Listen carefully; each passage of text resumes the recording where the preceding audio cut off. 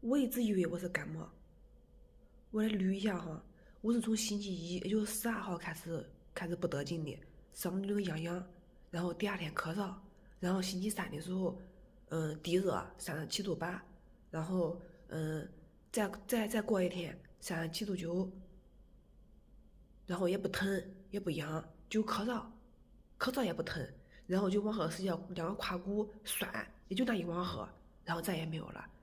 然后再发热就38度，然后就没有了，结束了就，我就一直以为是感冒，然后左个和强个都已经好了，我一直不怎么咳嗽了，鼻子也好也通气了，我昨晚还直播来，对吧？能吃能喝的，精神还大。我一直以为是感冒，然后就从昨个往后，然后咳嗽严重了，然后到今个一直咳嗽严重，我就以为是冻的，因为我往后睡觉我冷，我盖的时候我冷，我一直以为是冻的，然后感冒了，然后重感冒了。然后俺朋友，我一个粉丝，他给我寄了抗原测试的这，然后我就试着我今个咳嗽怎么咳嗽那么严重，我想着我试一个吧，一试不知道，不试不知道，一试吓一跳，然后就这样的了。我一直以为是感冒呀，人家阳了不是高热了，就是嗓子咽刀片了，不是搁不下去了，就是睡不着的了。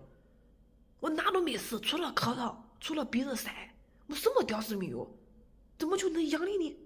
然后，我看讲，可能体质弱，也可能会体现弱阳。你可能是普通的感冒，也会体现出弱阳，就是可能都会有关系。可能它不是真正的阳，所以我到底是不是阳？我是阳了还是没阳？那你要讲我阳了呢，那我从星期一，从星期一，从12号开始的，到今个18号，下楼没事，太太没事，俺姐跟俺妈也没事，那我这到底可是阳了呢？你要有潜伏期吧，这也天了，还潜伏吗？俺那下楼目前还是没事，不讲小孩子没有潜伏期吗？他们也还没事，那我到底是纯属感冒呢，还是就阳了呢？还是感冒导致的他阳了呢？啊？我真的一直以为我是感冒了，就是冻的，因为我的被子盖的比较少，它不厚。我今个还单工把我的新被子拿出来给它晒晒，然后把被子换掉了。